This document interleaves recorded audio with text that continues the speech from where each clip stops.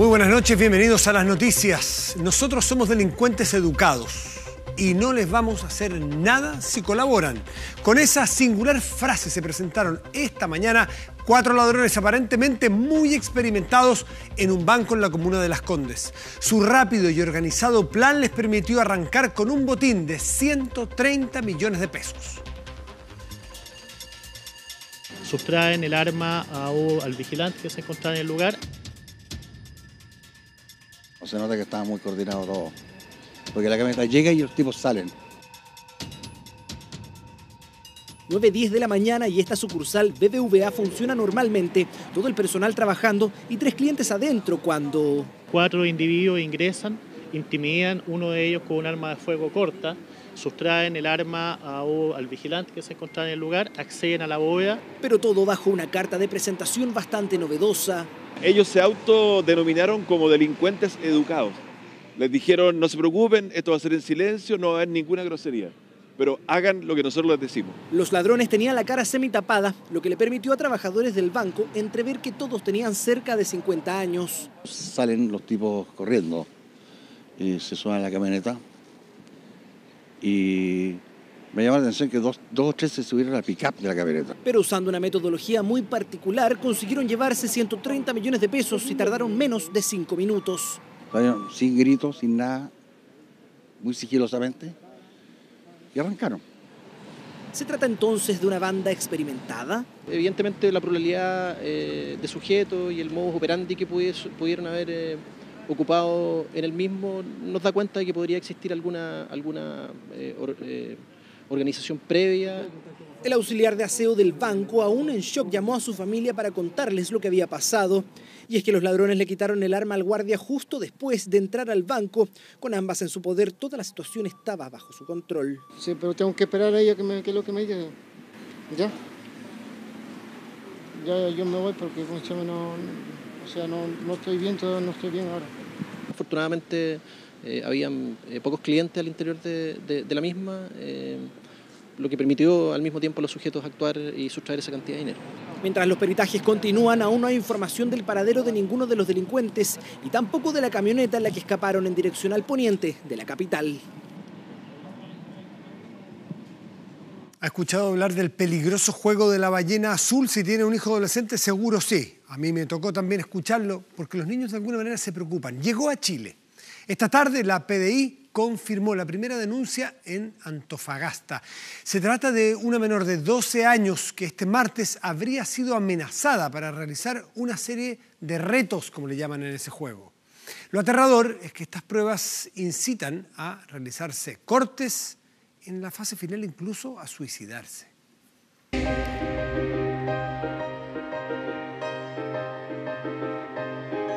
Bueno, efectivamente el día de hoy, en hora de la tarde, ¿cierto?, se cursó una denuncia por el delito de amenaza.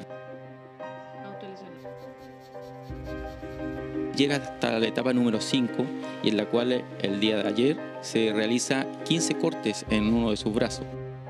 Lo más preocupante es que eso es solo el comienzo. Se trata de la ballena azul, un juego de 50 retos que al intensificarse termina en el suicidio. Este miércoles la PDI recibió la primera denuncia. Una menor de 12 años habría sido amenazada para participar en Antofagasta. Ella manifiesta que a través de su perfil de Facebook, el día de ayer en horas de la noche, a través de un amigo, un ex compañero, recibió una invitación para este juego, pero todo esto bajo la amenaza, que si no cumple ir pasando esta etapa, ¿cierto?, van a agredir o van a matar a su familia. Según la PDI, la menor estaba en conocimiento del reto final de este juego. Al darse cuenta, su mamá la trasladó para realizar la denuncia. Un caso nuevo en nuestro país que ya está en la mira internacional. Yo tengo una adolescente de 14 años y me preocupa ahora esa situación porque yo no manejo no manejo eso. Para la gente más joven, en este caso como los niños más chicos o adolescentes que tal vez no estén como seguros, no sé si de sí mismos, pero intentan como buscar algún refugio. Creo que quieren ser como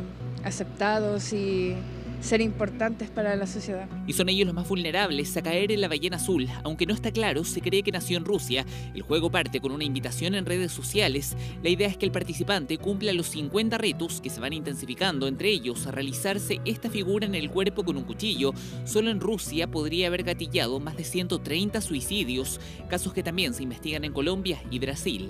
Un adolescente que esté en una crisis muy aguda con su búsqueda personal y que además está muy dejado y muy solo desde el punto de vista familiar y desde el punto de vista de redes de compañeros o de amigos de la misma edad, probablemente está más en riesgo que alguien que está más acompañado. Y en esa búsqueda por pertenecer y ser aceptado en un grupo, en este caso virtual, se vuelve a instalar el debate por el uso de las redes sociales, jóvenes que muchas veces son movidos por los me gusta. La información que te llega por redes sociales es información casi tan importante como la que puedes leer en un diario o ver en un noticiero. Entonces, obviamente este tipo, digamos, de historias se propagan mucho más rápido entre jóvenes que entre gente que quizás tiene un criterio más formado. Aunque no sabemos si es oficial, ingresamos a los grupos de la Ballena Azul en Facebook. En solo minutos aceptaron nuestra solicitud. Solo en esta página hay 200 miembros, varios de ellos expectantes a participar. Desde el punto de vista de salud mental es una preocupación también para nosotros el lograr que tengamos niños sanos y que tengan una alegría de vivir. Desafíos que han sido comparados con Nerf, una película sobre un juego online en el que también se van intensificando las pruebas. Se puede mirar el juego, pero la sugerencia es abrir el tema en la familia, conversarlo y ser muy claro en que no es un juego divertido, no es algo que valga la pena hacer, digamos, ¿no? Es un riesgo. El ex compañero que envió la invitación a la menor en Antofagasta tendría entre 14 y 15 años. Por ahora se está investigando este primer caso en Chile. Preocupante, pero sobre todo, ¿sabe qué me parece relevante? Los que ya somos más viejos y no somos nativos digitales y tenemos hijos, tenemos que hacer un esfuerzo, aunque a veces no nos gusta, no entendemos los códigos de comunicación, entender qué es lo que está pasando con estos niños, a qué están jugando, conocer un poco esos juegos, aunque nos parezcan aburridos, porque si no la brecha del digital al análogo, nuestra generación con la de los hijos, no nos va a permitir estar encima de lo que hagan cuando están en su etapa de formación. Por lo tanto, esa madre, que me identifica mucho, ya seguramente ustedes también, que no entienden mucho lo que hacen, cómo juegan, de qué se tratan esos jueguitos, hay que tomárselos en serio, porque en algunos casos puede generar riesgos, en algunos casos. Bueno, pasó a la hora equivocada por un lugar que pocas veces recorría. Lo hizo para estar temprano en su casa junto a su familia, pero una bala loca, esas famosas y terribles balas locas que llegó en su cabeza, fue el trágico fin para la vida de un contador de 44 años en Huechuraba, Santiago. Avanzaba por el camino que pocas veces recorría para evitar la congestión de Américo Vespucio y poder llegar pronto a su casa en el sector de Pedro Fontova en Huechuraba. Pero en la calle El Bosque de Santiago, con República de Yugoslavia, muy cerca del camino antiguo de la pirámide y de la población La Pincoya, el contador Eduardo Palma, de 44 años, detuvo su marcha. Todo para evitar cruzarse en el camino de un hombre que disparaba en contra de un grupo de personas. Nosotros nos tiramos al suelo. ¿Cuántos balazos escucharon? Millares, parecían lluvia. Una de esas balas dio en Eduardo Palma y otra en Constanza González, esta última involucrada en una pelea entre mujeres. Ella murió en un centro asistencial. Eduardo, contador y padre de un niño de 13 años, murió en el lugar. Lo único que sé que iba pasando, lo vi cuando estaba ahí aún con vida. Y para una persona inocente, una persona totalmente inocente que iba pasando por ahí. Minutos antes de los disparos, Constanza, de 31 años, peleaba con Jamie Olivares Vega, de 23. Según familiares de Constanza, todo debido a problemas anteriores.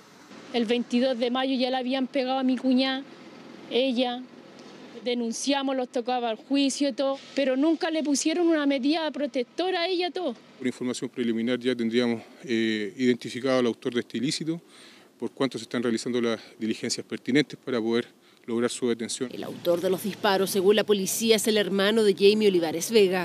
Hay que buscar mejores mecanismos para controlar el ingreso de armas de fuego, municiones, establecer mecanismos que permitan identificar adecuadamente estas armas y la munición, para así tener un banco de datos y antecedentes que nos permitan identificar claramente qué arma participó en un determinado delito. Jamie tiene antecedentes por robo y porte de elementos para cometer este tipo de delitos. Ella quedó en libertad, mientras la brigada de homicidios está tras los pasos de su hermano. Ayer dimos a conocer la historia de Karen Gajardo, una madre chilena acusada de sustraer ilícitamente a su hija desde los Estados Unidos. Un tribunal chileno ordenó el regreso de la menor a Miami junto a un padre que, según ella, no le dio su apellido y que nunca le dio las atenciones, que no vivió nunca con ella. ¿Habrá tomado el vuelo rumbo a Estados Unidos de vuelta? Hoy le contamos el desenlace de esta historia. La madre lucha por su hija. Mi hija no va a tener como ella, una niña de 10 años, luchar por tratar de comunicarse con la madre. Este martes conocimos la historia de Karen Gajardo, una madre chilena de 41 años que fue acusada de sustraer ilícitamente a su hija desde Estados Unidos. Yo no llegué sonriendo, yo me llegué escapando. O sea, yo me llegué, si yo ya no puedo en Estados Unidos ni nadie me ayuda allá, mi país me ayudará. Fue demandada en Chile por el ciudadano estadounidense Raymond Diepa, quien, pese a ser el padre de la menor, nunca le dio el apellido y además le exigió un examen de ADN mientras estaba embarazada. Un padre que hace más de un año no entrega pensión de alimentos. No puedo vivir una vida arrancando.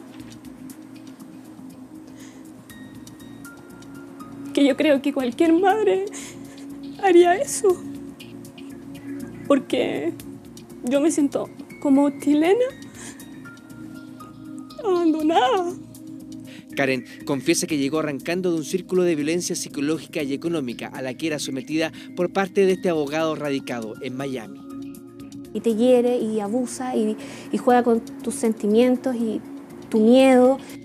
Según la Convención de la Haya de 1980 sobre la sustracción internacional de menores, la demanda fue acogida. El primer juzgado de familia de Santiago resolvió que la pequeña debía volver a Estados Unidos junto a un padre con el que nunca ha vivido. Desde el viernes, Karen no tiene mayores noticias de su hija, salvo este video enviado a su email. Hola mamá, ¿cómo estás? Te quería preguntar eso, te extraño mucho. Besos, te amo. Ni siquiera fueron capaces de llamarme para decirme nos vamos. Finalmente, pese a todos los esfuerzos de esta madre, la pequeña viajó la noche de este martes de vuelta a Estados Unidos en compañía de Raymond Diepa. Yo no puedo pisar Estados Unidos. No puedo. Aunque quisiera ir a ejercer mi 50% de custodia, no puedo. Porque me pueden llevar presa.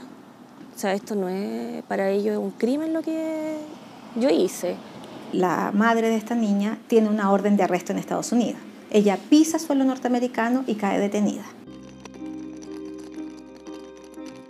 El viaje era inevitable, le entregó un osito de peluche con su perfume favorito, una carta y un llamado telefónico gracias a un funcionario del aeropuerto. Por eso hoy el despertar fue amargo. Imagínate yo todos los días despertando a mi hija con su besito, dándole su desayuno. Una rutina diaria mía con ella, llevándola a su colegio, ella feliz, ella adora su colegio. Ahora, no sé, todo su mundito se le derrumbó, todo se le... Yo no sé ni siquiera dónde está. Y ese es el mayor problema para los abogados de esta madre. ¿Se veló realmente por el bienestar de la menor? De hecho, me han llamado muchas personas preguntándome, ¿pero cómo esto pudo suceder? Se fija, independiente, que lo conversábamos, que se cometieron errores procesales, que hay fallas en la defensa, pero vuelvo a insistir y reitero en eso. ¿Esos errores tenía que pagarlos la niña? Aunque me fuese a Miami, voy a ir ¿a qué? A que me sigan abusando, a que sigan con papeles, siguiendo yendo a corte, contratando abogados. ¿De dónde saco la plata? ¿Quién me va a pagar eso? Una entrega que no fue la óptima para la menor de edad. No hubo un periodo de adaptación, ni menos una preparación para el viaje. Entonces yo creo que este padre claramente vulnera los derechos de su hija. Todo niño tiene derecho a tener una madre y un padre si ambos están vivos. Y él claramente está cercenando ese derecho. Y pese que el tribunal estipuló que la menor debía tener contacto con su madre apenas aterrizar en Miami, hasta las 3 de la tarde de este miércoles, esta madre nada sabía de su hija. El vuelo aterrizó a las 5 de la madrugada. Y la jueza dijo, o sea, usted le enciende el dispositivo que lleva su hija, porque mi hija va con un celular, para que ella específico, ella llame a su madre, porque su madre va a estar preocupada, obviamente, de que si llegó bien, si no llegó bien, y no, hasta ahora no sucede.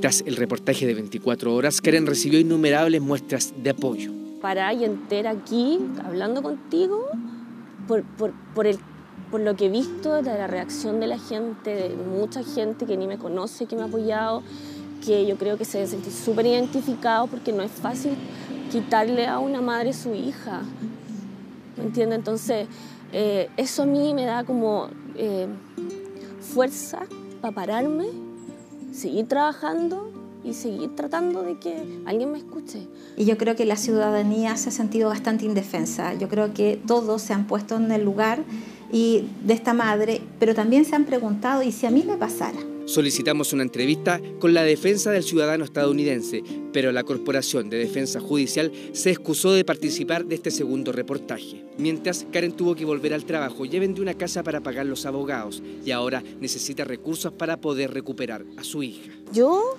apelo a la solidaridad de las entidades de este país. A esta hora su hija debe estar tratando de acostumbrarse a una vida que le llegó de manera abrupta, con un padre que ha estado bien ausente de su crecimiento. Es muy chica para estar peleando. Ella no tiene por qué estar peleando. ¿Entiendes? Si hay manera de solucionar las cosas. Una niña mitad estadounidense y mitad chilena que hoy está lejos de su madre, la misma que promete seguir luchando con la esperanza de algún día recuperarla.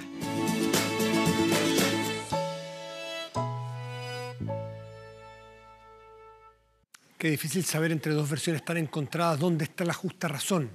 Nos queda grande esa posibilidad de hacer el juicio equilibrado. Lo que sí llama la atención a primera vista de cualquier telespectador y de nosotros que estamos aquí es que hacer una pelea entre adultos con un hijo entre medio, o con un hijo al medio, o con un hijo presente, no parece lo más recomendable. No he estudiado psicología, pero el sentido común indica que la discusión entre adultos debe quedar entre adultos y con niños presentes terminan sufriendo más aún. Esa es la impresión que queda. Cambiamos de tema. Miedo a depender de otros, rechazo al aumento en la edad de jubilación y claridad de que deben trabajar para suplir la baja pensión que reciben. Todo esto reflejó la encuesta nacional de la vejez, una radiografía de lo que piensa y vive la tercera edad en nuestro país. María Teresa tiene 76 años, jubiló hace 12, fue profesora toda su vida. Hoy vive junto a su esposo que tiene 82, lo que ambos reciben de pensión después de toda una vida de trabajo, sencillamente no alcanza. Pésimo, pues hija, imagínate, yo trabajé en Batuco. Cuando jubilé con 800, mi sueldo en ese momento era casi 900.000 pesos, porque era directora de escuela, además hacía clases en la escuela, soy profesora de inglés también. Entonces, y quedé ganando 200. Si tú haces el cálculo, perdí más o menos 2/3 de mi sueldo. Por eso María Teresa está obligada a seguir trabajando para sacar una platita extra. ¿Cuánto cobra usted por clase? 5.000 pesos ya, a domicilio. ¿Clases de inglés? Inglés, de castellano, de lenguaje, de matemática. ¿Y esos son ahí entraditas que van sirviendo? Entraditas, claro. Ella y su esposo son el reflejo de un estudio sobre adultos mayores publicado este miércoles. Aquellos que trabajan después de jubilados, la cifra creció de 29 a 32%. Es también el caso de Isaac y Violeta, casados hace 50 años. Claro, hago pintura, hago electricidad, pinto rejas por ahí, así que lo que caiga por ahí, unas monedas más. La tercera edad es cada vez una fracción más importante de nuestro país, que inexorablemente aumenta. Ellos saben que la expectativa de vida se ha alargado, por lo que desnudan sus temores. Salud, las pensiones, la plata, que es lo principal en este momento. Vivir sin ser carga para nadie y valerme por mí solo hasta cuando Dios me lleve. Según la encuesta nacional de calidad de vida en la vejez UC Caja Los Andes, la tercera edad de nuestro país se siente más satisfecha, menos sola y en desacuerdo en aumentar la edad de jubilación. Lo que más preocupa, según la muestra, es depender de otros en la enfermedad. Yo pienso que la mayoría los da ese problema, depender de otras personas, porque hay hijas y hijos, ¿cachai? Hay hijas que, esta señora molesta, estorba, se va para otro lado. ¿Entiendes? Ya a veces uno tampoco no le gusta que otras personas te estén cuidando. Punto importante de esta medición es que aumentó la cantidad de adultos mayores que consumen más de 3 remedios, siendo los mayores de 75 quienes consumen 6 o más medicamentos. ¿Cuántos remedios toma aproximadamente usted diario? 4, 7, como 8. ¿Cuál se va plata en remedios? Sí, igual. O sea, ayer no me gasté 20, no lo digo. Más de 2.000 casos analizados que nos dieron una pincelada de la radiografía actual de nuestros adultos mayores. Ellos que representan cerca del 15% de la población, una cifra que va en aumento año tras año. Un 4 por un 7. En Payaco están todos molestos por este ejercicio matemático. Acusan a la directora de arreglar las calificaciones de su hija, las notas y también la de otros alumnos de su colegio. Los profesores del establecimiento fueron a la justicia.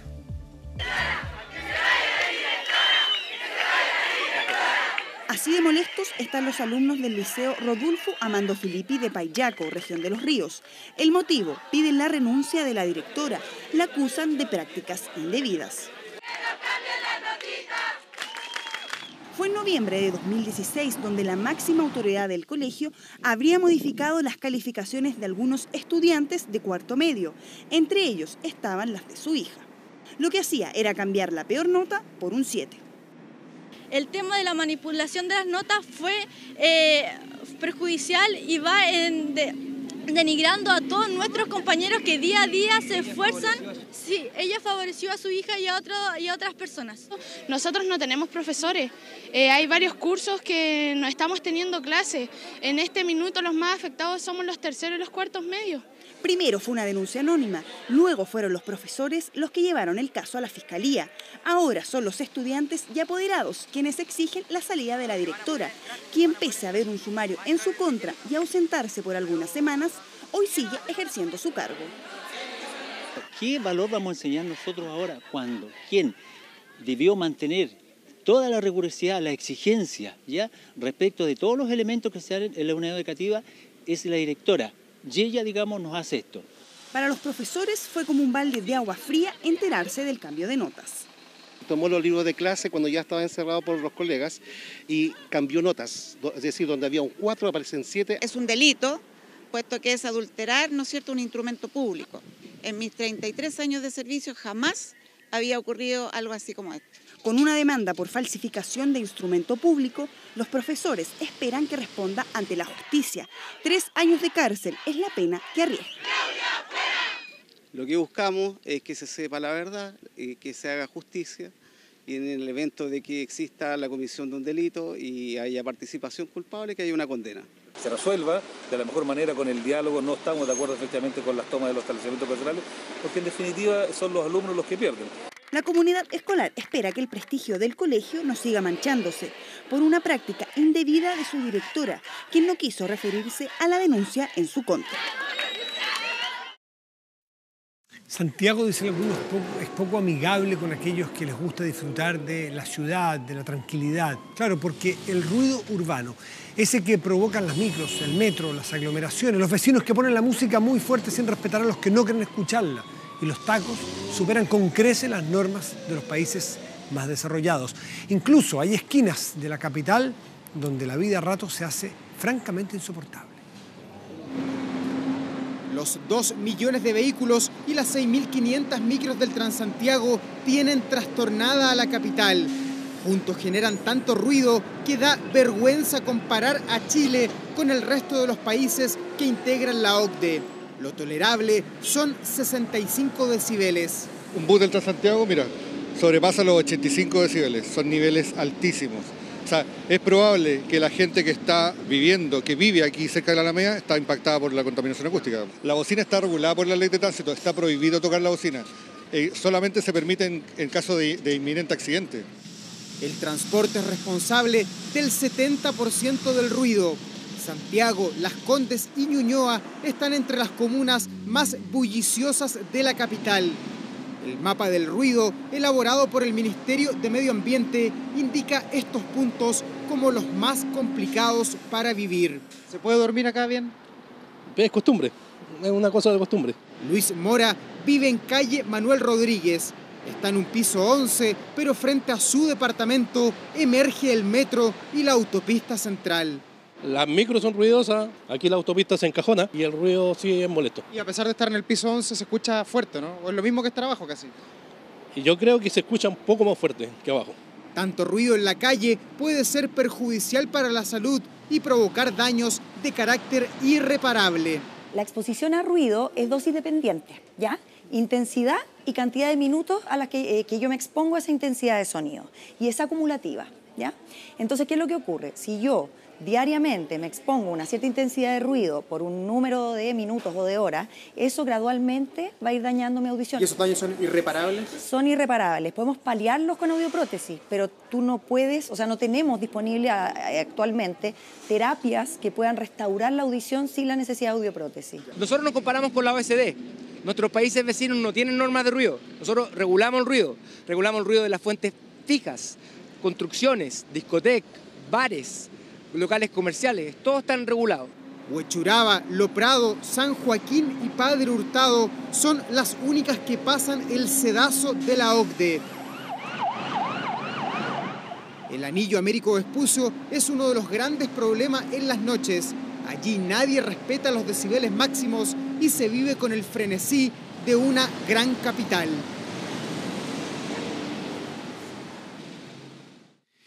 En su cuenta pública, el fiscal nacional pidió al gobierno respaldar una modificación legal para que el Ministerio Público pueda perseguir delitos tributarios sin la necesidad de una querella o una denuncia de impuestos internos. La Moneda, en todo caso, cerró la puerta a cualquier cambio. Junto a Michelle Bachelet ingresó el fiscal nacional a su cuenta pública. Repasó la gestión institucional y en las últimas líneas fijó su postura en relación a la decisión reciente de impuestos internos de no querellarse o presentar denuncia por delitos tributarios contra las empresas investigadas tras el estallido de Penta y Soquimich. Demandamos que se nos den herramientas que nos permitan ir en reparación de la ofensa contra el bien común. Cuando hay áreas vetadas al Ministerio Público en materia de persecución de delitos tributarios, de colusión o delitos electorales, creemos que se está transgrediendo el principio de igualdad ante la ley. Dijo que es debatible que ante un caso de financiamiento ilegal de la política el fin último sea recuperar impuestos. Abbott llamó a la presidenta Bachelet. El objetivo deberá ser una señal contundente de que queremos terminar con esta conducta. Por eso, señora presidenta, es esencial para el Ministerio Público para que el Ministerio Público pueda perseguir penalmente tales delitos, porque la señal que el país espera es que no sean tolerados este tipo de actos.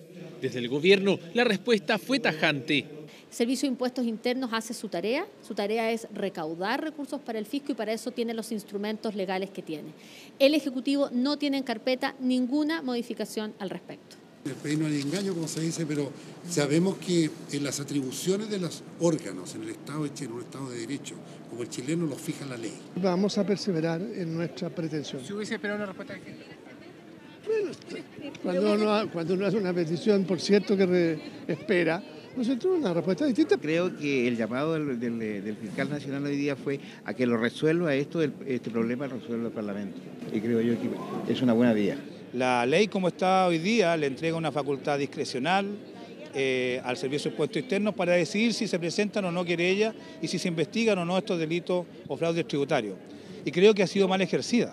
Las presiones que denunció Michelle Jorrat este domingo en Informe Especial también fueron abordadas tras la cuenta pública. Son declaraciones que tienen mayor énfasis a las entregadas en 2015, dijo el fiscal del caso SQM.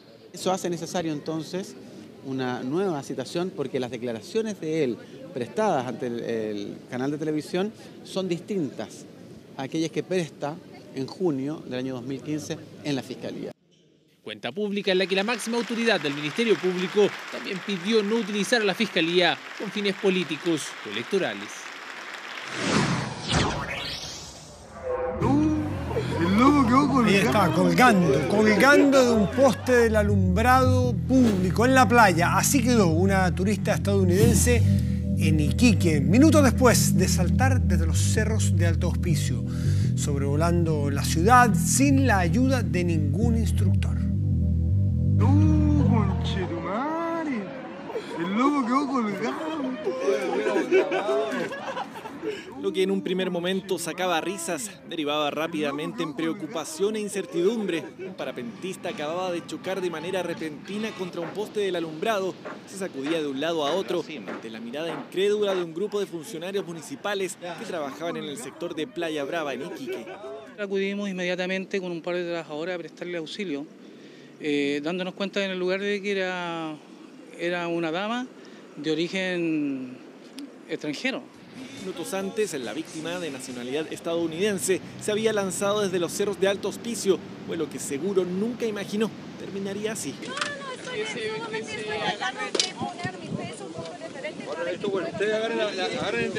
Como pudimos, nos comunicamos con ella y prestándole el apoyo ahí, ya sea con maquinaria y escaleras que tenemos en el lugar, logramos bajarla.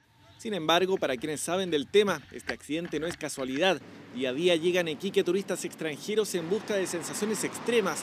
La flexibilidad que existe para desarrollarlas radicaría el problema. Es la primera vez que hicimos parapente también. Buenísimo, muy suave, una vista linda.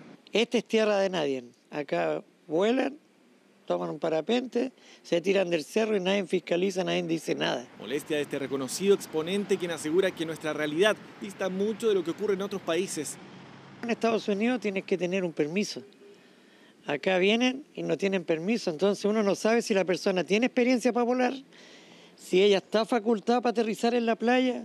Abierto el debate, lo concreto es que de manera increíble esta turista no sufrió ningún tipo de lesión, solo un gran susto y la lección de no volver a realizar un vuelo tan temerario que pueda terminar así, fuera de todo control. Sustito, ¿eh? Bueno, existen casi 200 en todo el país y el número va en aumento. ¿De qué se trata? De las bencineras independientes, una alternativa que suma adeptos que las eligen para justamente pagar un poco menos por el combustible. En un mes de abril marcado por las salsas, bueno, salimos a comparar precios y sobre todo a preguntar por la calidad. ¿Qué cree usted que nos dan los resultados? Veamos a continuación. Están repartidas por todo Chile casi siempre. Hay una cerca y no hay dos iguales. Son las bencineras de bandera blanca, las que no pertenecen a las grandes marcas. Te juro que es bastante más económico y vale la pena. Así que aplaudo la bomba. Justo fue la primera vez hoy que la ocupé. Ahora tendré que probar porque estaba más económica. Vengo allá de Lo Barnechea, 10, 15 pesos más caro. Hace 5 años, ENAP vendía un poco más de 5.000 metros cúbicos a estas pequeñas distribuidoras, pero el 2016 esa cantidad superó los 93.000, es decir, 18 veces más. Es bueno que esté este mercado instalado, digamos, en las ciudades de Chile, pero indudablemente que hay que tener cuidado que ellos cumplan también con las normativas que todos tenemos, los que estamos bajo bandera. JCD fue una de las primeras bencineras independientes en Santiago. Se instaló hace 14 años en Avenida El Salto, casi al llegar a Vespucio. Aquí, por política de la empresa, revisan el combustible mensualmente. Tienen los certificados de un laboratorio externo que les analiza el combustible.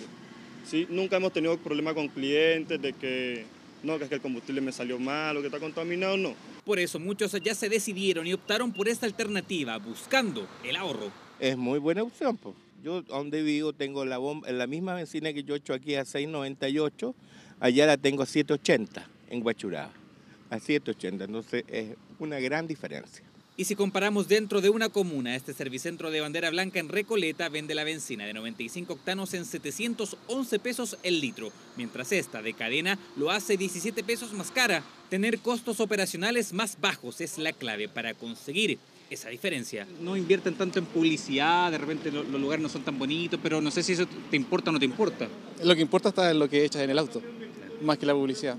Y claro que importa porque este jueves algunos combustibles subieron otra vez de precio. Con eso, la benzina de 93 octanos acumula un alza de 16 pesos y la parafina 20 durante abril. ¿Qué se puede esperar entonces para las próximas semanas? Dado que las compras han sido a precios más altos o diferentes al precio actual, uno esperaría que el precio local no siga subiendo y se tienda a estabilizar igual que lo que pasaría con el precio internacional. Estabilizar en los 6.60, 6.70 pesos y quizás en el mediano plazo, largo plazo, tienda a bajar unos 5 o 10 pesos más. Noticias un poco más alentadoras, pero recuerde, la opción de benzina más barata existe, está al alcance, una alternativa que cada año convence a más chilenos. Internacional. Y el secretario del Tesoro de los Estados Unidos, Steve Mnuchin, afirmó este miércoles que el presidente Donald Trump bajará de un 35 a un 15% la tasa de impuestos a las empresas estadounidenses, cumpliendo así una de sus grandes propuestas de campaña. Durante una conferencia de prensa, el secretario del Tesoro reiteró que se trata de la mayor baja de impuestos y la reforma tributaria más importante en la historia de los Estados Unidos. Mnuchin también señaló que expertos del gobierno están trabajando para simplificar el proceso de pago de impuestos, de tal manera que el estadounidense promedio pueda hacerlo en un formulario del tamaño de una tarjeta postal, dijo. Los críticos a esta medida señalan que no existe un plan para paliar los ingresos que se están perdiendo. Claro, el fisco va a dejar de percibir plata, pese a que puede activarse la economía. Son dos caras de una misma moneda. Esto podría agregar miles de millones de dólares al déficit federal estadounidense.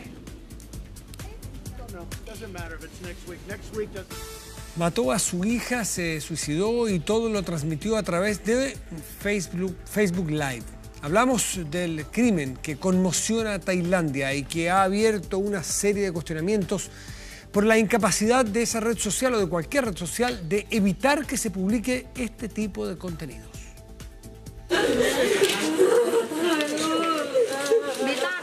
No había forma de consolar a esta madre del dolor de perder a su hija Natalie, de 11 meses. Aferrada al cuerpo de la pequeña muerta, era incapaz de resignarse a la idea de que nunca más la volverá a abrazar. Preferiría haber muerto yo en vez de mi hija, no quiero vivir. El dolor aumenta al pensar en la forma en que la menor murió, asesinada por su propio padre. El tailandés Gutisan Wongtalai, de 20 años, la mató. Luego se quitó la vida y todo lo transmitió en vivo por Facebook. La policía cree que sufría paranoia y que se puso violento al creer que su mujer y madre de Natalie tenía un amante. Yo siempre tendía a quedarme callada porque tenía miedo de que me hiciera daño cuando discutíamos. Nunca me hizo daño, pero sí descargaba su rabia contra mi otro hijo. 24 horas demoró Facebook en eliminar el video, pero eso no impidió que miles de personas en todo el mundo lo vieran, incluidos los familiares de la víctima que avisaron a la policía. Un hecho que agrega aún más presión sobre la red social para que detecte a tiempo y evite difundir contenidos violentos. Más aún cuando hace solo una semana un hombre mató al azar y en vivo a un jubilado en Cleveland. Tenemos mucho que hacer aquí, tal como nos recordó esta semana la tragedia en Cleveland. Seguiremos haciendo todo lo posible para evitar que ocurran este tipo de tragedias. Legalmente hablando, Facebook no tiene responsabilidad porque ellos no suben el contenido, solo entregan una plataforma para subir el contenido. En caso de un crimen violento, ¿cómo puedes saber si es real o si se trata de una película? Es muy difícil para los robots tomar decisiones humanas. Facebook cuenta con un equipo de moderadores que pueden retirar los contenidos que les señalan, pero dada la gran cantidad de publicaciones que cada día se comparten, reconocen que no se puede reaccionar en forma oportuna. Admiten que con casi 1,9 billones de usuarios es poco lo que se puede hacer para impedir que miles de personas en el mundo vean imágenes como las de Natalie.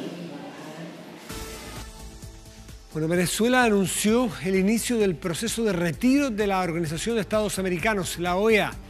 La decisión fue motivada tras la convocatoria por parte del Consejo Permanente a una reunión de cancilleres para tratar la crisis en ese país, justamente.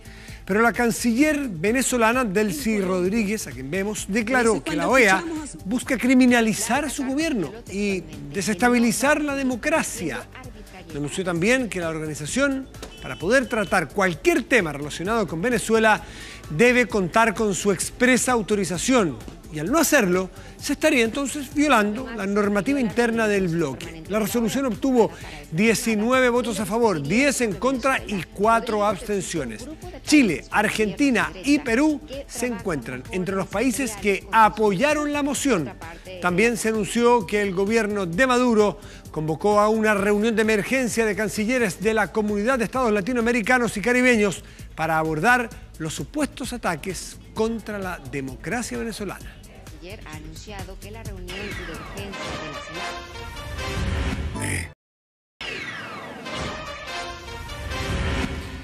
Para algunos un error, para otros un acierto. Lo concreto es que continúa la polémica en el oficialismo por las elecciones primarias. Determinación que, entre otras cosas, condicionará la conformación de las listas parlamentarias y la unidad de este bloque. Fuerza hasta el final con la candidatura. Justamente una medición de fuerza al interior de la nueva mayoría, pero también al interior de la propia democracia cristiana. Eso es lo que, según algunos, es la decisión de Carolina Goich de competir en primera vuelta presidencial. Eso porque, si bien ya hubo gestos, guiños, peticiones, ultimátum y varias reuniones, la timonel falangista no parece estar dispuesta a ceder. Por ello, varios militantes de la ADC prefieren hacer sus últimos esfuerzos en una carta que será presentada ante la Junta Nacional. Fundamentalmente reivindica eso, entender a la ADC como un partido de vanguardia dentro de una coalición de centro-izquierda y además, obviamente, utilizando un mecanismo legal como es la primaria. Y otros desde el oficialismo marcan su postura. Anteponer sus visiones personales por sobre un proyecto país, el camino no lo compartimos. No nos queda más opción, y es mi opinión, que respaldar la candidatura de Alejandro Guillé. Pero al parecer hasta aquí las primarias serían la respuesta menos probable, eso porque según dirigentes del partido, la propia senadora Goich puso la carreta delante de los bueyes. Los miembros de la Junta tenemos que apoyar sí o sí, no tenemos otra alternativa, porque si no el efecto es que ella tendría que renunciar, y renunciar no solo a la candidatura, sino que a la presidencia del partido, porque se vería derrotada su tesis, y eso es malo. Presión indebida según algunos, que provocaría que la Junta Nacional respalde la idea de Goich, aunque con un matiz, siempre pensando que más o menos en agosto, cuando las encuestas no arrojen buenos resultados y antes de la primera vuelta, la candidatura sea bajada, argumentando que no logró repuntar. Si la Junta Nacional de la Democracia Cristiana determina que va a una primera vuelta, llega hasta el final. Errores que, según Pizarro, facilitarían el triunfo de la derecha. Nosotros queremos abrir puertas y ventanas a la democracia y a la participación ciudadana. Otros conglomerados parece que lo que hacen es cerrar esas puertas y esas ventanas y nosotros queremos otra cosa. Por eso estamos acá. Y claro es que mientras en el oficialismo aún se discuten las primarias, el Frente Amplio anunció una campaña intensiva durante los próximos 5 días para recolectar 10.000 nuevos militantes que les permitan inscribir a través de Revolución Democrática las primarias legales de su conglomerado. Este miércoles el ministro Mario Carroza ratificó la acusación en contra del excomandante en jefe del ejército Juan Emilio Cheire. Recordemos que el año pasado Carroza dictó ya procesamiento en contra del general en retiro, quien estuvo detenido en calidad de cómplice junto a otras 8 personas por el fusilamiento de 15 civiles en un regimiento en La Serena ocurridos en 1973. Frente a estos crímenes ocurridos en el marco del caso Caravana de la Muerte, Cheire alega inocencia argumentando, entre otras cosas, su rango de teniente en aquel momento. Tras pagar una fianza de 1 millón de pesos el año pasado, Cheire quedó en libertad al momento que renunció al Consejo Directivo del CERVEL, entidad que integraba como consejero. Con la acusación del ministro Carroza se descarta la posibilidad de sobreseer, en este caso, a quien fuera el mandamás del ejército chileno entre los años 2002 y 2006.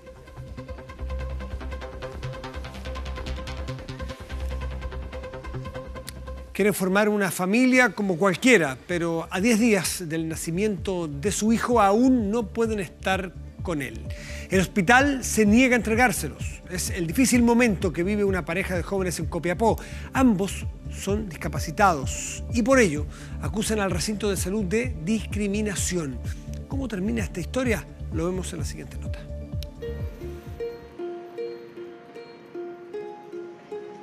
Vladimir y Regina se conocieron y se enamoraron. Su leve discapacidad cognitiva no fue un impedimento para que de ese amor cumplieran el sueño de formar una familia.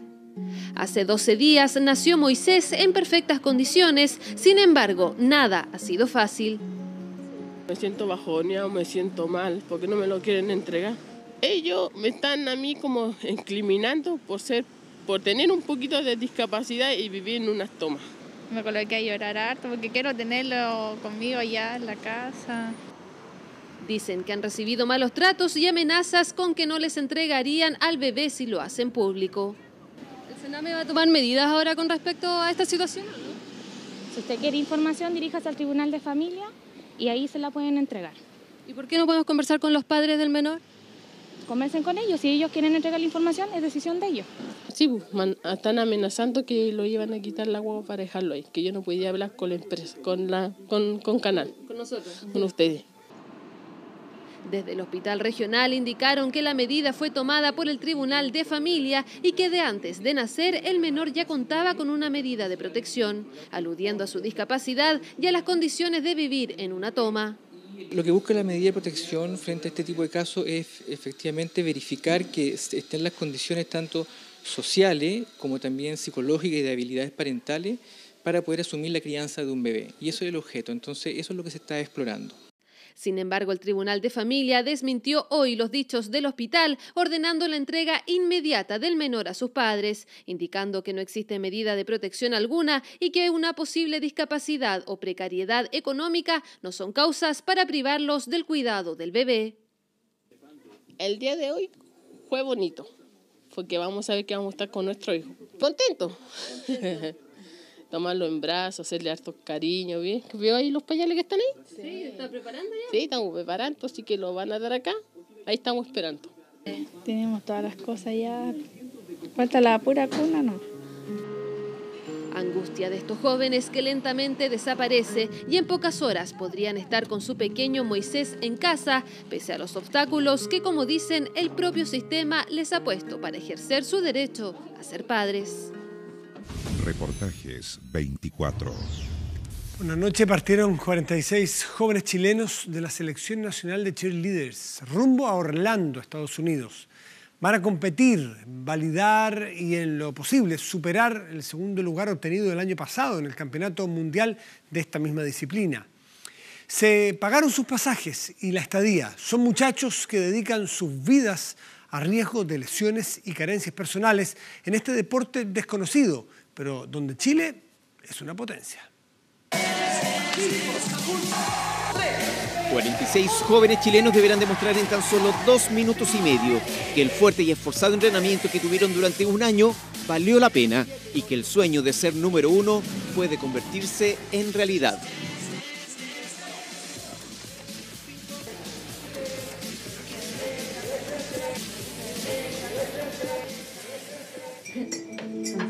En el último tiempo, cada amanecer en la casa de Jamie Reyes se ha transformado en una cuenta regresiva. Ya no queda nada para llegar allá y poder estar en el lugar de donde los sueños se hacen realidad. Esta es su primera nominación al seleccionado nacional de cheerleader. Jamie ocupa el puesto de flyer, que es el grupo de chicas destinadas a lanzarse a las alturas y jugar con la gravedad. Me daba miedo la altura y todo eso. A través de entrenamiento, repeticiones de ejercicio, ahí se va quitando más el miedo. Y aunque tiene 19 años, el apoyo familiar se ha mantenido inalterable desde el inicio escolar de este deporte. La llevamos, la vamos a dejar donde corresponde, le costeamos sus trajes, su ropa, sus zapatillas, todo lo que tiene que ver implica el cheerleader. Ser flyer implica riesgos que ella asume valientemente, pero que han tenido consecuencias. Tuve una 15 cervical y los ligamentos dañados. Estuve medio año fuera. Fue en una competencia y caí y quedé inconsciente.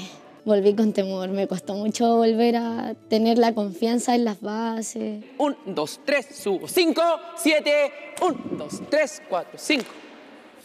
Quienes practican cheerleader consideran que este deporte es una de las actividades físicas más completas que existe. 5, 6, 5, 6, 7 y 1, 3, 4, El cheerleader involucra gimnasia, también tiene mucha concentración, mucha flexibilidad, mucha preparación física. Agilidad, fuerza mezclado con acrobacia y coreografías que se amalgaman de manera única. 1, 2, 3, 4, 5, 7, 1. Este grupo de jóvenes es la Selección Nacional de Cheerleader, que el próximo 26 de abril competirá en el Mundial de la disciplina que se realizará en Estados Unidos. En la categoría en que compiten, la Roja de Cheerleader es una fuerza respetada. Desde hace 9 años que nuestro país asiste a la cita mundial y ya el 2016 obtuvieron el segundo lugar. nunca hemos bajado de la elite, nunca hemos estado más abajo de los 5 mejores.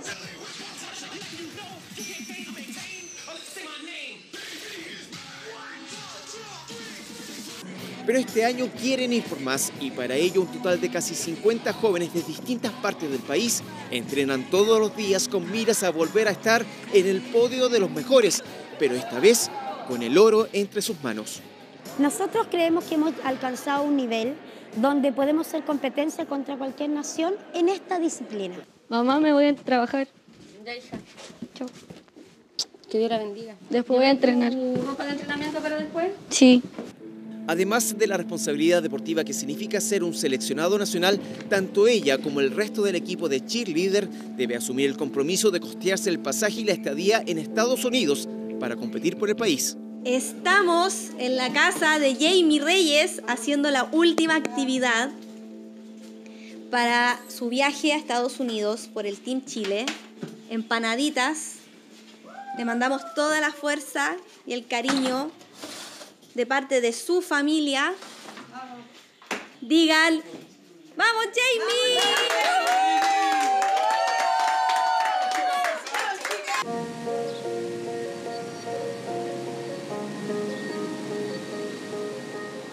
Empecé trabajando para poder costearme el viaje.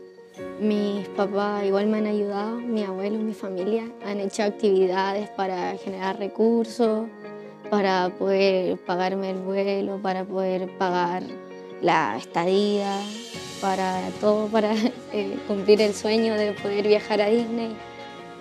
Un trabajo administrativo en un taller mecánico ocupa parte importante de su rutina. El resto del tiempo es entrenar. Estoy entrenando los lunes, los martes, los viernes, los sábados y los domingos. Y ahora siento el peso de mucho entrenamiento.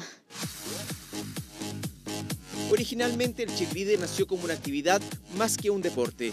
Lo que fue un acompañamiento coreográfico con el tiempo se ha transformado en una disciplina.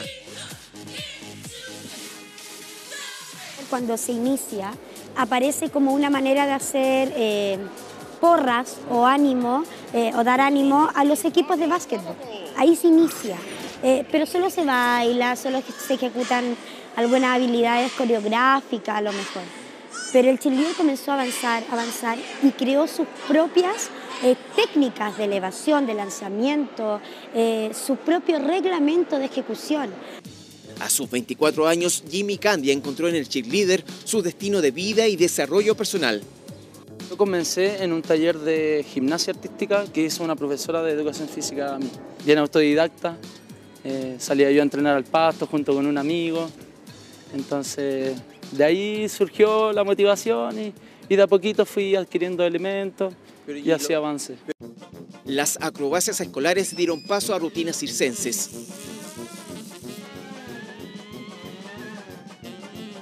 Y conocí la acrobacia circense y vi que todo tenía una línea y un complemento, una base. Y esa base le acercaron al cheerleader.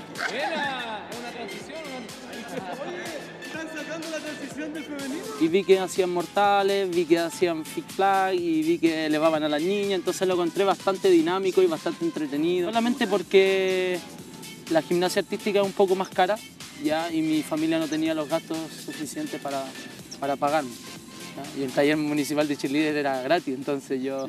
Vive en un condominio de viviendas sociales en Maipú. Su mamá es auxiliar de aseo y para poder solventar su actividad deportiva, siempre contó con la ayuda de ella y sus profesores. Desde que se separó de mi padre, ella siguió corriendo con los gastos de la casa, siguió con mi estudio, cancelándome... Bueno, todo, cheerleader. A mí yo tuve harto beneficio igual en ese sentido con mis profes porque ellos como sabían que a mí me gustaba tanto y les ponía tantas ganas que ellos me ayudaban igual en ese sentido. Me decían, oye, pero no sé, te podemos ayudar con tal cosa, una rifa y muchas cosas que hacíamos y organizábamos, completadas. Su hobby se transformó en un estilo de vida. El semaforeado adolescente de las rutinas circense pasaron a ser anécdotas de sobrevivencia. La gran mayoría que llega de los primeros se cree dueño de la esquina y en verdad como que igual si nosotros les pedíamos permiso no había drama en que compartiéramos el semáforo, pero habían algunos que no, que se rehusaban y creían que el semáforo era de ellos. va por su cuarto mundial de cheerleader. Durante estos años, además de perfeccionar sus rutinas de giros, saltos, ha hecho del deporte su oficio. Antes se me aforeaba con circo, pero después lo volví mi empresa. Después ya me dediqué, lo profesionalicé un poco más, me dediqué a hacer mis propios dúos, yo hice mano a mano, entonces me fui por esa área un poco más profesional. Bueno, y el tema de la gimnasia, estudié personal trainer y desde ahí lo complementé a mis clases que hacía, entonces como que me ordené un poquito y me estructuré más. Esta profesionalización le ha permitido desarrollarse como deportista y entrenador. 100 alumnos. 100 alumnos. Más o menos. En todos los clubes que trabajo y bueno, en mis clases de acrobacia circense igual. Son 46 los seleccionados de cheerleader, 30 mujeres y 16 hombres. Van 2 equipos, uno solo de mujeres y el mixto. Y es este último el que el 2016 obtuvo la medalla de plata en la especialidad. Ahí hubo un error en una levantada, ¿no? Sí, una elevación, pum, falló, una descoordinación de tiempo y eso ya es perjudicial para un primer lugar. Siempre tiene que salir perfecto, si no, no hay ganador. Ahora implica practicar un deporte con características específicas que impone severos y fuertes entrenamientos que cobra cada día más adeptos. En el circuito nacional hay 8, 10 campeonatos y te estás encontrando con 150 equipos.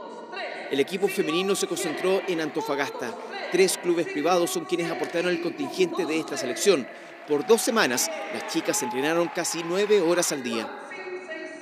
Fue al principio, ay, esto no va a resultar porque ellas tienen otra tomada, nosotros tenemos otra, ay, técnicas distintas, no, esto no va a resultar. Y después cuando conocí a las niñas las amo a todas, son lo mejor, una muy linda experiencia.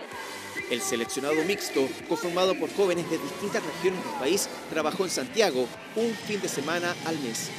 Su proceso fue de 10 concentraciones, de 2 días, 9 horas cada día de entrenamiento. Hoy terminamos ya el 10º entrenamiento y concentración. Ha sido un largo proceso y los jóvenes tenían que venir desde regiones a entrenar y hoy día estamos finalizando con esta presentación a sus familias de la rutina. Y el término de los entrenamientos se coronó con una gala privada para las familias y amigos apoyadores de estos deportistas. ¿Y usted ha tenido que acompañarla en todas partes? Desde los 6 años que estoy aquí en este deporte que es maravilloso. A mí me encantan. De hecho, pertenecí 3 años a un equipo de cheerleader de papá. Cuando la Cata estaba más chica, pertenecía a un equipo de papá. Estaba en cheerleader desde los 12 años. Siempre fue su sueño estar en la selección chilena. Todos los años veía las competencias a través de internet. Y yo creo que como todo deportista siempre representar al equipo nacional es un orgullo. Y justamente ahora está cumpliendo su sueño y aprovechamos de venir a verla en esta etapa previa antes de viajar a Estados Unidos. Nosotros somos, como decimos, somos migrantes, llegamos acá a Chile y mi hijo le gustó el deporte de cheerleader y empezó a practicarlo. Y ahora para mí es una satisfacción y un agrado de que mi hijo esté representando el Team Cheerleader de Chile. En la gala, además de la presentación oficial del team, se nombraron los capitanes de cada equipo. Los capitanes deben demostrar un liderazgo dentro y fuera de los entrenamientos, en los momentos de pausa, en los momentos de recreación, en los momentos de almuerzo, en los momentos al inicio del entrenamiento. Deben ser deportistas que son destacados por sus entrenadores. Y un joven de Curanilagua fue designado abanderado de la delegación.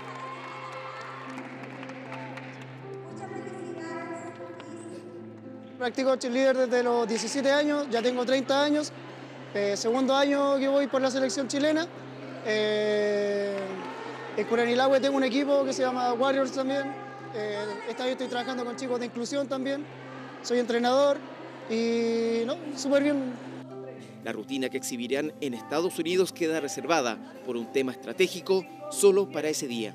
Creo que esto no todas las personas, se ve fácil de afuera, pero estar acá es difícil. Practicarlo, uno puede sufrir lesiones, el cansancio, a veces uno deja de ver a la familia, se pierde cumpleaños, cosas así, pero en verdad hay algo que solamente los cheerleaders sabemos, que es lo que se vive antes de salir a competir, y eso yo creo que es lo que nos gusta a todos, los nervios, la instancia, las ansias de querer salir y hacerlo bien, porque uno ha entrenado tanto que solo quiere hacerlo mejor. Sin ansias triunfalistas, con la modestia que da el esfuerzo diario de entrenar, estos jóvenes van con la ilusión del amateurismo deportivo, en que disfrutar y competir también es ganar.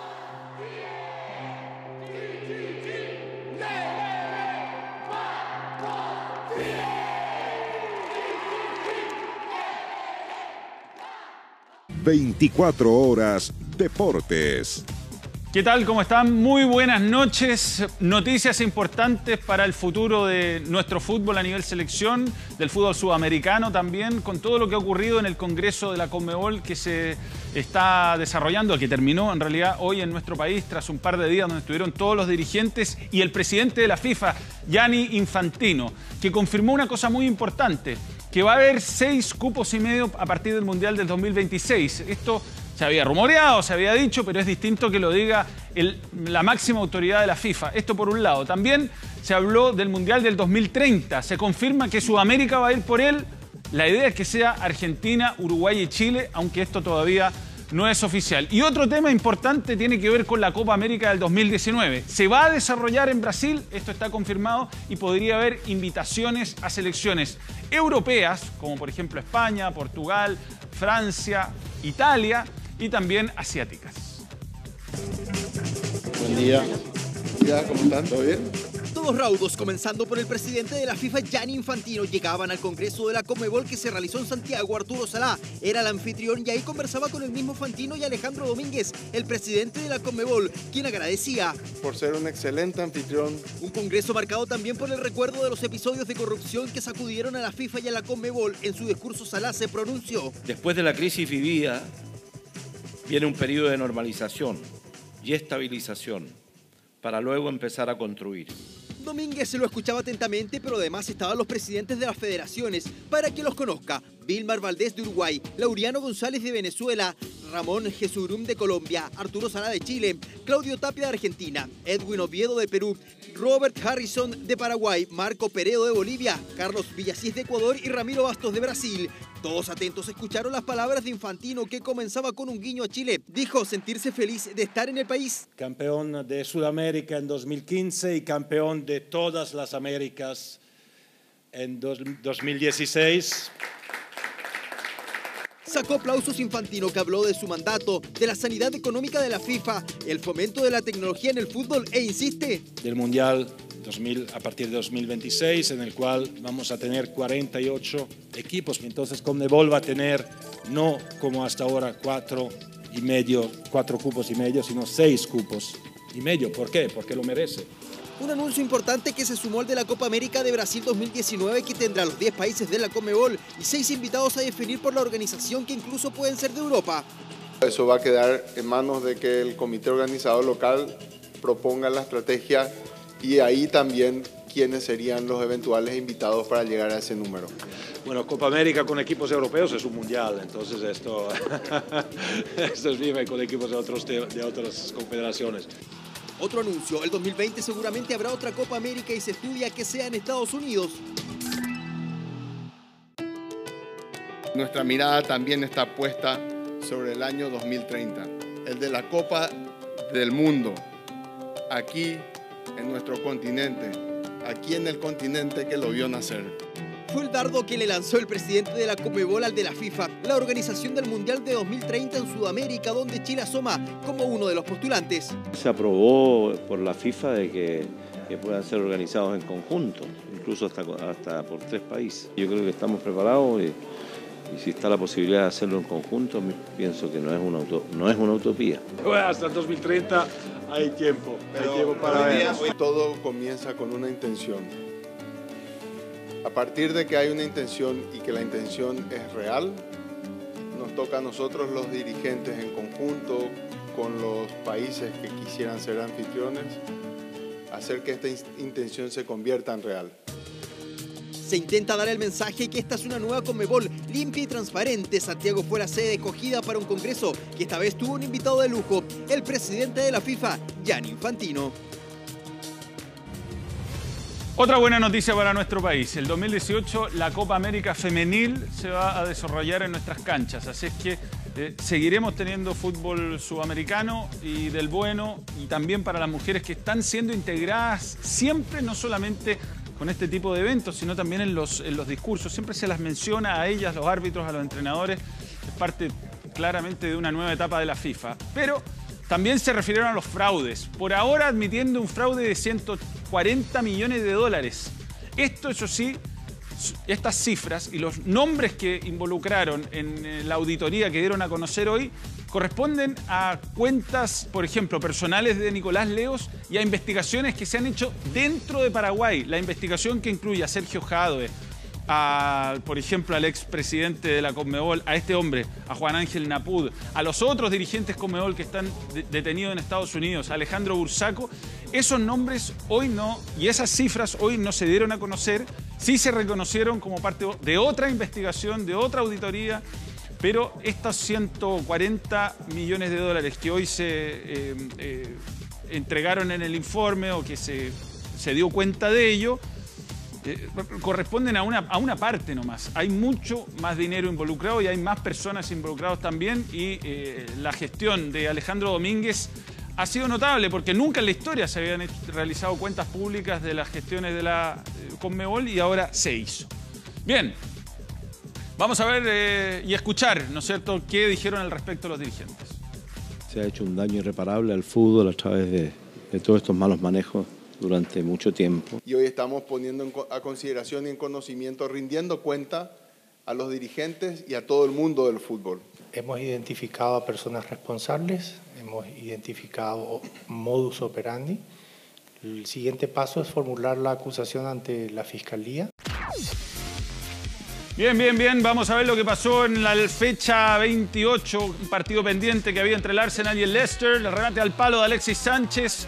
Victoria por la mínima en el estadio Emirates. Importante para que el Arsenal piense por lo menos en clasificar a la fase previa de Champions. Tiene 60 puntos con este gol en contra de Robert Huth. El autogol, el remate en Monreal, le pega al central alemán, se va para adentro.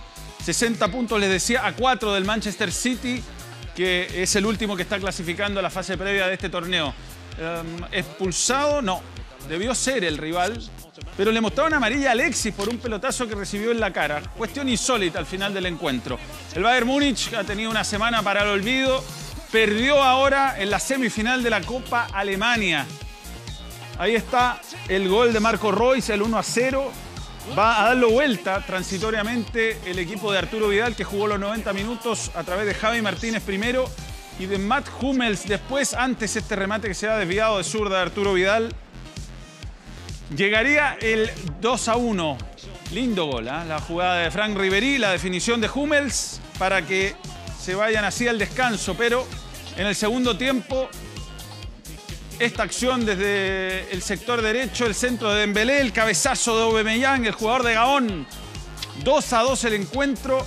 Le ha pesado la ausencia de Manuel Neuer en el arco, lesionado hasta final de temporada, al Bayern Múnich, que se tendrá que contentar solo con la Bundesliga. Dembélé, el francés de 19 años, es el que anota el 2-3 y la clasificación contra el Eintracht Frankfurt para el Borussia Dortmund, que también había quedado eliminado a mitad de semana de la Copa de Campeones, la mitad de semana pasada, ante el Mónaco.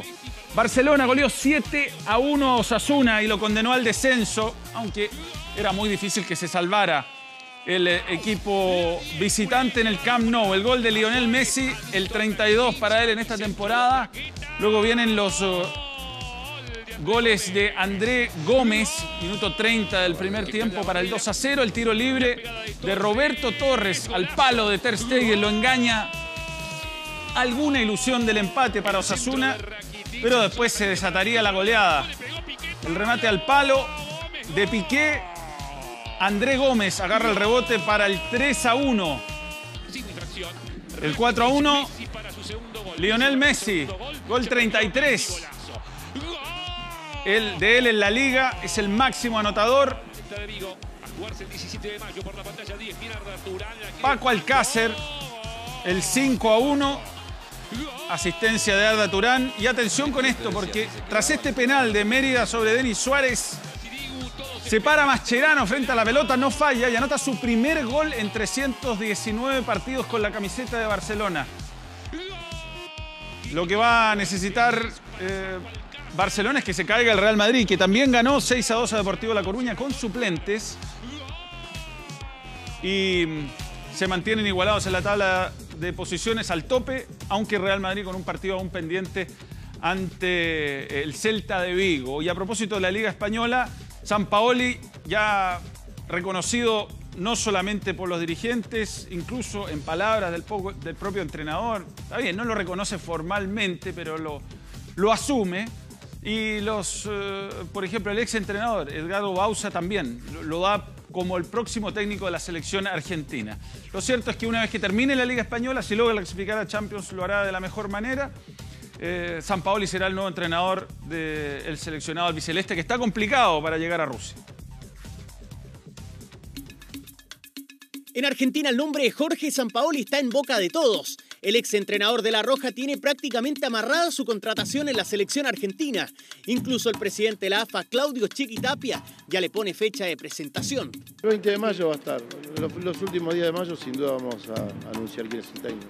El dirigente estuvo en Chile por el Congreso de la Conmebol y a pesar de que no se refirió directamente a Sampaoli, sí dio pistas sobre la decisión que tomaron en la Asociación de Fútbol Argentino. Una decisión que ya ha tomado el Comité Ejecutivo. Nosotros sabemos quién va a ser el técnico elegido. Después tendremos que hablar en los momentos contractuales que se tenga que hablar, pero sin duda que lo tenemos definido. Pero, ¿qué es lo que frena a Tapia para hablar de Sampaoli? Mucho tiene que ver el Sevilla. Hay una competencia, hay que ser respetuoso de las instituciones. Nosotros lo vamos a decir en su momento, pero sin duda que la decisión ya está tomada. Desde España, Sampaoli toma distancia y asegura: me da mucho miedo hablar del futuro. La conferencia del 15 de abril, la más polémica desde que llegó a Sevilla, donde negó contactos con la selección argentina, sigue teniendo repercusiones. Se está jugando con mi nombre relacionado con su puesto. Me pregunta a mí si yo di el sí, sería que estoy diciendo de que ya soy entrenador de la selección argentina y eso no es verdad. Yo no me reuniría con nadie ni con mi hermano antes de un partido. Edgardo el Patón Bauza, el último DT de la albiceleste, dejó de lado las cordialidades y cuestionó la forma en que se gestó la llegada de Sampaoli a la Argentina. ¿Quién crees que va a ser el técnico? Bueno, está todo aparentemente Sampaoli como para que lo sea. ¿Te sorprende? No, ya hace mucho tiempo que vienen hablando con él. ¿Hablaban con él mientras eras vos el técnico? Sí, hablaron. Parece cuestión de días. El 21 de mayo el Sevilla finaliza la temporada jugando contra los Osasuna. A partir de ese día la AFA estaría en condiciones de anunciar oficialmente que Jorge Sampaoli será el nuevo director técnico de la selección argentina. Bueno, hay ciertas discusiones en el fútbol que no tienen fin. ¿Quién es mejor que otro? Maradona, Pelé, Messi, Cristiano Ronaldo. Bueno, hay un centro de estudios del deporte que pretende zanjar científicamente la discusión de quién es más bueno para la pelota. ¿Cómo? Haciendo un porcentaje de éxito en las cachañas que intentan por partido. O sea, intentan algún lujito. ¿Les sale, no les sale? Bueno, le dan una clasificación, una calificación para hacer este ranking donde Alexis está entre los 10 mejores del mundo.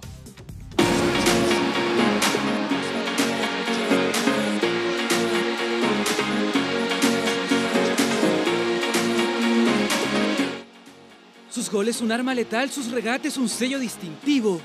Es una herramienta importantísima en el juego de algunos jugadores. En el caso de Alexis es muy importante. Él tiene la velocidad, tiene la técnica. Un recurso que lo caracteriza y que le valió un lugar entre los mejores gambeteadores del mundo, según un ranking elaborado por el Centro de Estudios del Deporte. Una de sus características efectivamente es justamente aquella de haber salido incluso de la banda, de jugar más por el centro, más en diagonales, pero siempre vinculado con la finta, el freno, la aceleración. El chileno se ubicó en el 8º puesto de un listado que enumeró a los 100 futbolistas más destacados de las 5 ligas más competitivas del planeta. Arsenal, Una clasificación que se obtiene al dividir el número de intentos de dribbling por los exitosos y así se logra un porcentaje. A continuación, el podio de la publicación. Traoré. Theory seemed to be that struck the elbow. El español de 21 años, Adama Traoré, resultó primero. Se crió en la Masía, pero actualmente defiende los colores del Middlesbrough. Es apodado La Flecha y estos son algunos de sus trucos. Excellent clip back there from Traoré. But again. El belga Eden Hazard aparece en el segundo puesto. La perla del Chelsea es una de las grandes figuras de la Premier y argumentos tiene de sobra. Set play. Koscielny does well at the far post. El joven francés del Bastia, Alan Saint-Maximin, se quedó con el tercer lugar en un ranking donde también destacan Neymar en el cuarto puesto y Lionel Messi en el sexto. Y estoy muy de acuerdo con que esté Alexis, y yo que lo pongo más que entre los primeros 8, tiene que estar entre los 3 primeros. Me parece que es uno de los jugadores que marca diferencia. Y la gracia de Alexis es que a esta característica le ha agregado otras como la definición, el cabezazo, los tiros libres ahora, los penales. Entonces termina siendo un atacante, un delantero no fácil de poder reemplazar. Alexis vuelve a dar que hablar por su talento y se ubica nuevamente en la élite del fútbol mundial. Bueno, y finalmente saldría del arco Paulo Garcés. Esto no ha sido confirmado por Pablo Guede, pero en la práctica de este miércoles toda indica que Álvaro Salazar va a ser el que enfrente como titular este domingo a Palestino. Es una resolución, por supuesto, que tiene una motivación en la cantidad de errores que ha cometido el Halcón Garcés durante el último tiempo y que le ha generado críticas y, sobre todo, ha generado que el equipo baje su rendimiento desde el punto de vista defensivo, se vea más inseguro, le cueste más generar fútbol. Es un efecto dominó el que genera un arquero que no le da confianza a su defensa. Así es que tomaría una decisión. Esto no ha sido ratificado por el técnico, insisto, pero a partir del duelo ante Palestino, Álvaro Salazar, el tercer arquero, sería titular en Colo-Colo. Bueno, y con esto, Matías, llegamos al final. Para Colo-Colo es difícil porque lo pilla la U recién en la punta y además termina, si es que sucede lo que tú acabas de señalar, con su tercer arquero, que no es mirar en menos a este muchacho joven, pero un tercer arquero es un tercer arquero, es decir, un puesto complejo, puede ponerle más color, más ají al caldo a este campeonato que está en su recta final. Sí, es una decisión que siempre es difícil sacar al arquero, porque una vez que la tomas, tienes que por lo menos ratificarle un par de partidos y Colo-Colo ya se quedó sin margen, Descomprime también un poco. Gracias, Manuel. Buenas noches. Buenas noches. Hacemos una pausa. Espérenos, ya volvemos.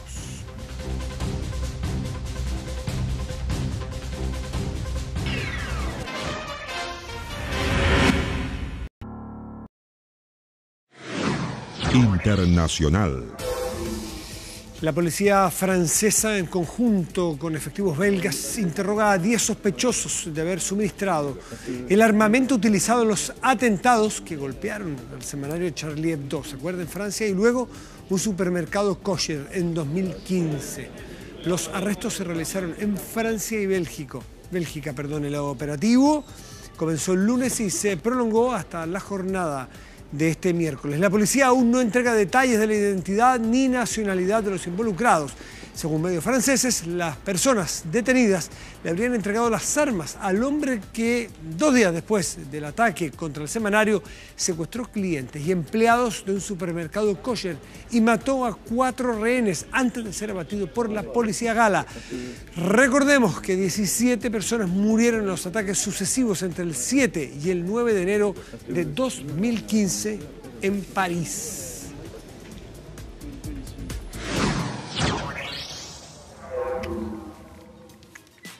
Cinco años después de su debut en Chile, podría volver. Ahora, claro, está más maduro, más talentoso, dicen algunos, que antes. ¿Le suena a Peter Yen, o Yene, no sé bien, Hernández? No, pero Bruno Mars sí que le suena, ¿no? La cosa cambia ahora. El cantante oriundo de Hawái está preparando su promoción de una gira sudamericana y estará, sí o sí, Chile en sus planes.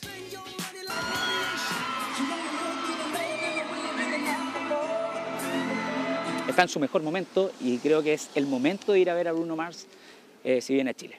Con estos enigmáticos videos, así Deje Medios liberó un clip de un show grabado desde el público, donde el maestro de ceremonias sería Bruno Mars. Así comienza la cuenta regresiva para que sepamos la fecha de la visita de Mars a nuestro país.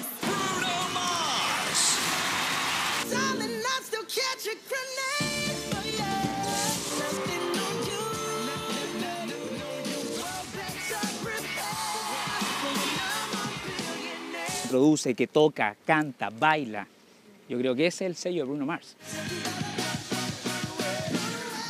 A 5 años más, Bruno Mars va a ser uno de los artistas importantes en toda la entrega de premios.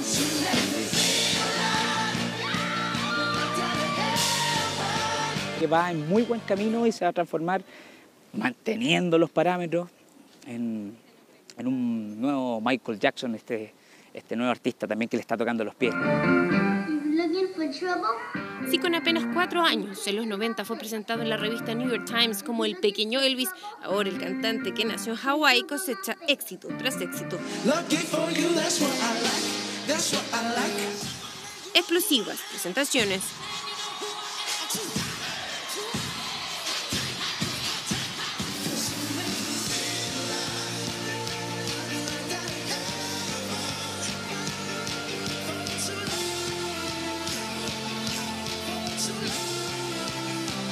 Después de haber estado también en uno de los shows más importantes mundialmente televisados como el Super Bowl, se para en un escenario como uno de los artistas más íntegros y más importantes en el mundo del pop. 24K Magic es el exitoso single que se apoderó de los rankings del mundo y le dio el nombre al tour que lo traería nuevamente a Chile. Si en 2012 tuvo una discreta presentación en el Movistar Arena, su regreso podría ahora fijarse en escenarios más grandes, con madurez y con un show que promete calidad, pirotecnia y lo mejor de su talento.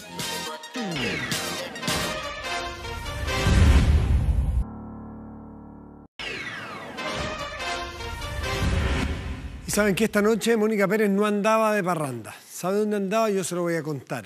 Mónica Pérez no está con nosotros porque acaba de recibir un importantísimo premio con su serie documental Pinochet, sus últimos años, la historia como nunca antes se había contado, que presentó el área de reportaje del Departamento de Prensa de TVN.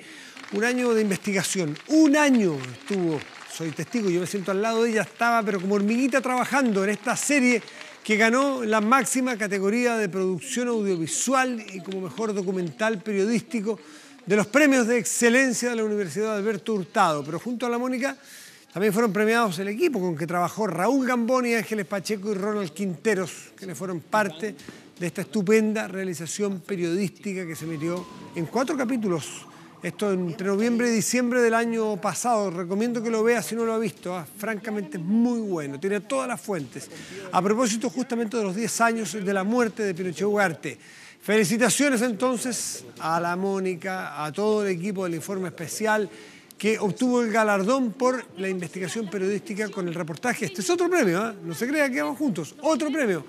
Ejército, gastos bajo la lupa de Santiago Pavlovich, Danae Fuster, Cristian Mercado del equipo de trabajo de investigación. Y en la categoría especial digital y excelencia digital ganó también nuestro canal con su trabajo Los últimos días de Víctor Jara, realizado por Cristian Rojas y el equipo de 24 Horas Central y 24horas.cl. Todas estas producciones están disponibles en nuestra página de internet. Así que premiados por partida múltiple en la Universidad Alberto Hurtado y los premios de excelencia al periodismo. Nos vamos felices, satisfechos con estos premios que son el trabajo, el fruto del trabajo de muchas horas. Y antes de despedirnos, los dejamos invitados a ver un nuevo episodio de Un Diablo con Ángel, que está en su recta final. Y además, después viene un informante, pero espectacular. Imperdible, de verdad, noticiosamente está para quedarse. El fiscal nacional Jorge Abbott, hoy en El Informante. Pero además, después con Juan Manuel Astorga, un debate sobre esta propuesta nueva en caso de AFP. Está el que la propone, que es el exministro de Hacienda Andrés Velasco. Pero también está Bernardo Fontaine y Manuel Riesco. ¿Qué me dice usted? Ahora sí que nos informamos totalmente de las AFP o el sistema de pensiones, que es más amplio que las puras AFP. Muy buenas noches, gracias por venir.